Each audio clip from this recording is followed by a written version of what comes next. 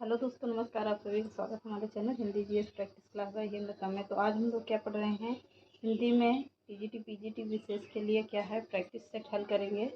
थोड़े थोड़े प्रश्न करके हल कर रहे हैं। पहला प्रश्न देख लेते हैं आपके सेशन का। कवित्त रत्नाकर के रचनाकार कौन है? कवित्त रत्नाकर के रचनाकार किसे माना जाता है? तो सेनापति जी को माना जाता है। कवित्त रत्नाकर के रचनाकार, प्रश्न आता है कवित्त रत्नाकर के रचनाकार कौन हैं? तो रत्नाकर ही आता है, सेनापति आते हैं। रत्नाकर से रत्नाकर न लगा के क्या लगाइएगा? सेनापति लगाइएगा। अगला प्रश्न देखते हैं, शिवा बावनी के रचनाकार हैं। शिवा बावनी किसकी रचनाकार है? किसकी रचना है? तो शिवा बावनी भूषण की रचना है। महाकवि भूषण की रचना होती है। अगला प्रश्न है, इनमें से कौन सा ग्रंथ केशव का नहीं है? इनमें से 4 ऑप्शन दिए हैं, कौन कौन सा है चलिए देखते हैं। रामचंद्रिका, कविप्रिय, विज्ञान गीता, भाषा भूषण। तो कौन सा रचनाकार नहीं है पूछता है, किसका? केशवदास का। रामचंद्रिका किसकी रचना है? ग्रंथ किसका है? यह केशव की रचना है। कविप्रिय केशव की रचना है। विज्ञान गीता केशव की रचना है। भाषा भूषण से याद न करिएगा कि भूषण किसकी रचना मानी जाती है। तो यह भूषण से भूषण नहीं होंगे, कोई अन्य कवि है। इसको बाद में देखते हैं, आगे के प्रश्न में है इसका ऑप्शन। तो चलिए, यह राइट ऑप्शन है। इस प्रश्न के अकॉर्डिंग कौन सा ग्रंथ केशव का नहीं माना जाता? 3 रचनाएं केशवदास की हैं, भाषा भूषण रचना केशव की नहीं है। अगला प्रश्न है, घनानंद की कृतियां किस भाषा में हैं?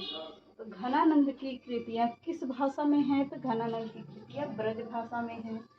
किस भाषा में? ब्रज भाषा में है। अगला प्रश्न है, बिहारी सतसई में दोहे कितने हैं? तो बिहारी सतसई में कितने दोहे माने जाते हैं या कितने दोहे हैं? तो 719 दोहे हैं। कितने? 719 दोहे हैं। ब्रज भाषा आधुनिक कालीन प्रसिद्ध कवि हैं।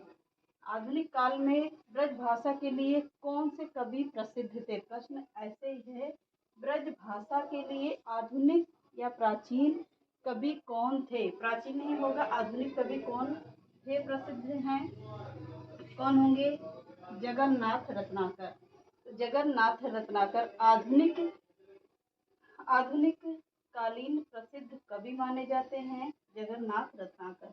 अगला प्रश्न है, कवि प्रिया की रचनाकार कौन है? तो कवि प्रिया की रचनाकार, इसी में आ गया प्रश्न, किसकी रचना है? तो महाकवि केशवदास की रचना है। अगला प्रश्न कहता है, शिवराज भूषण के रचयिता कवि कौन है? शिवराज भूषण के रचयिता कवि कौन है? शिवराज भूषण से याद करके देखिएगा, याद कर लीजिएगा कौन भूषण आते हैं? महाकवि भूषण आते हैं। कठिन काव्य का प्रेत किसे कहा जाता है? आचार्य केशव दास को कहा जाता है। तो चलिए आगे का प्रश्न देख लेते हैं। कुछ ज़्यादा नहीं करवाएंगे, थोड़ी थोड़ी करवा रहे हैं, कुछ प्रॉब्लम है भी, मेरा एग्जाम भी लगा हुआ है।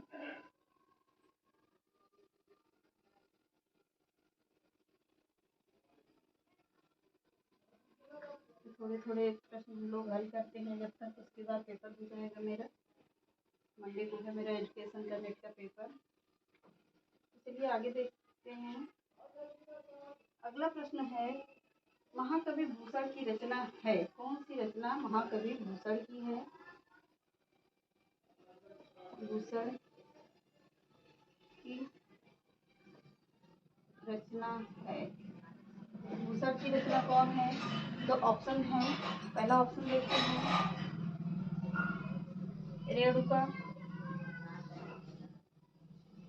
रेणुका। दूसरा ऑप्शन क्या होगा? सितंबरा। सितंबरा। सी ऑप्शन कौन सा होगा? दीपशिखा। दीपशिखा। डी ऑप्शन कौन है? छत्रसाल दशक। छत्रसाल दशक। अब देखते हैं, महाकवि भूषण की रचना कौन सी है? रेणुका है। रेणुका किसकी है? दूसरे की रचना होगी यह। छत्रसाल दशक, यह रचना किसकी मानी जाती है? तो यह रचना है, नया प्रश्न है, भूषण की रचना है। कौन सी? छत्रसाल दशक, यह महाकवि भूषण की रचना है। अगला प्रश्न देखते हैं, रीतिकालीन कवियों की काव्य भाषा क्या थी? रीतिकाल कवियों की काव्य भाषा क्या थी? क्या थी? ब्रज भाषा थी।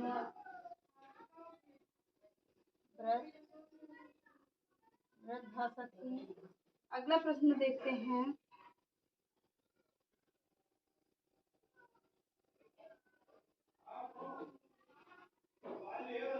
बिहारी सतसई किस भाषा का काव्य ग्रंथ है? बिहारी सतसई किस भाषा का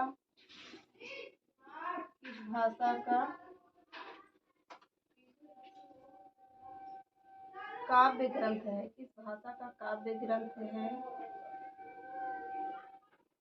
प्रश्न कह रहा है, बिहारी सतसई किस भाषा का काव्य ग्रंथ है?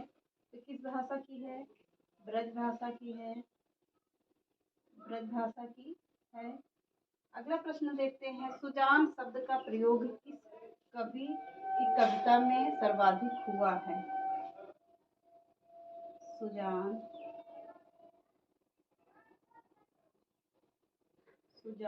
शब्द का प्रयोग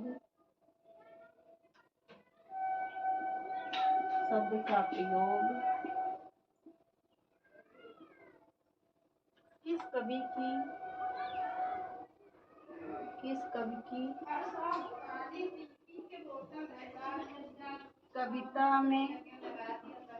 कविता में